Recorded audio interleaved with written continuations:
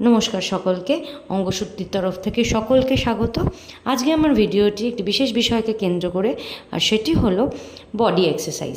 আমরা ছোট বড় সকল ডান্সাররা যারা স্টেজে পারফর্ম করি কিংবা ছোটোবেলা থেকে ডান্স শিখছি কিংবা নাচ শেখাচ্ছি, তাদের জন্য এই টিপসগুলো খুবই গুরুত্বপূর্ণ। চলুন এক এক করে শুরু করা যাক। 1 নম্বর এক্সারসাইজ। প্রথমেই পিঠ সোজা রেখে বসে বা দাঁড়িয়ে আমরা এটি করতে পারি। কি করব, একবার রাইট সাইডে তাকাবো, একবার সোজা তাকাবো, আবার লেফটে তাকাবো, সোজা তাকাবো, আবার রাইটে তাকাবো, সোজা তাকাবো, লেফটে তাকাবো, সোজা তাকাবো। এইভাবে 10 থেকে 20 বার এটি অভ্যাস করতে পারি। আসি 2 নম্বরে।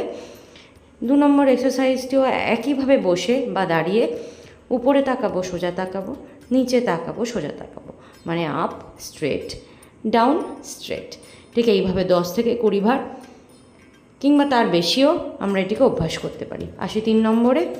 3 নম্বর এক্সারসাইজটি আমরা একটি হাফ সার্কেল বানাবো, রাইট থেকে লেফটে, আবার লেফট থেকে রাইটে, রাইট থেকে লেফটে এবং লেফট থেকে রাইটে, ডান থেকে বাম এবং বাম থেকে ডান।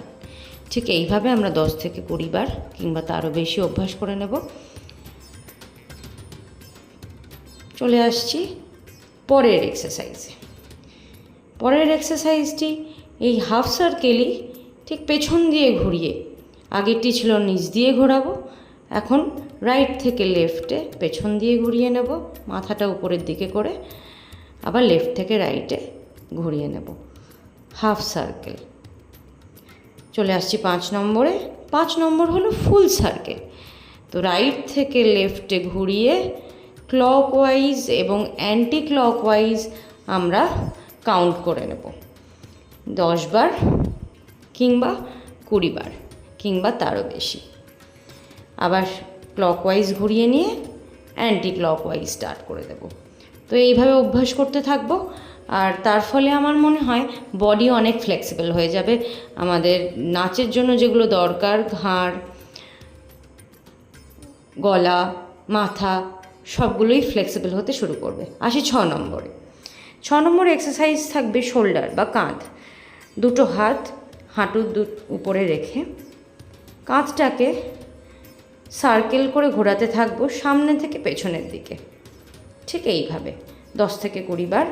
আবার ঠিক একইভাবে পেছন থেকে সামনের দিকে রিভার্স করব 10 থেকে 20 বার। এর ফলে কাঁধের পেশিগুলি ফ্লেক্সিবল হতে শুরু করবে, নাচের ক্ষেত্রে যা আমাদের অবশ্যই হেল্প করবে। চলে আসছি 7 নম্বরে। 7 নম্বর এক্সারসাইজটি আবারও শোল্ডার বা কাঁধের। সেটি রাইট বা লেফটে অল্টারনেটলি ঘুরিয়ে যেতে হবে, মানে আবারও শোল্ডার বা কাঁধ দিয়ে সার্কেল তৈরি করছি। চলে আসছে 8 নম্বরে। এক্ষেত্রে বডিকে সোজা রেখে দুটি হাত প্রথমে কোমরে রাখতে হবে এবং ঠিক যেমন ভিডিওতে দেখানো হয়েছে বডিকে একবার রাইট সাইডে এবং লেফট সাইডে মুভ করাতে হবে, ঠিক দুপাশে, এবং খেয়াল রাখতে হবে যেন আমাদের এলবো অথবা কোনোই মাটিতে টাচ করে। চলে আসছি 9 নম্বর এক্সারসাইজে। এক্ষেত্রে দুটি হাতই হাঁটুর উপরে রাখতে হবে এবং কোমর থেকে শুরু করে পুরো বডিটাকে ক্লকওয়াইজ এবং অ্যান্টি ক্লকওয়াইজ ডিরেকশানে প্রতি ক্ষেত্রে 10 থেকে 20 বার কিংবা তারও বেশি অভ্যাস করতে হবে। এই অভ্যাসটির ফলে আমাদের কোমরের পেশিগুলি সচল থাকবে এবং যা অবশ্যই হেল্প করবে আমাদের ডান্সের ক্ষেত্রে।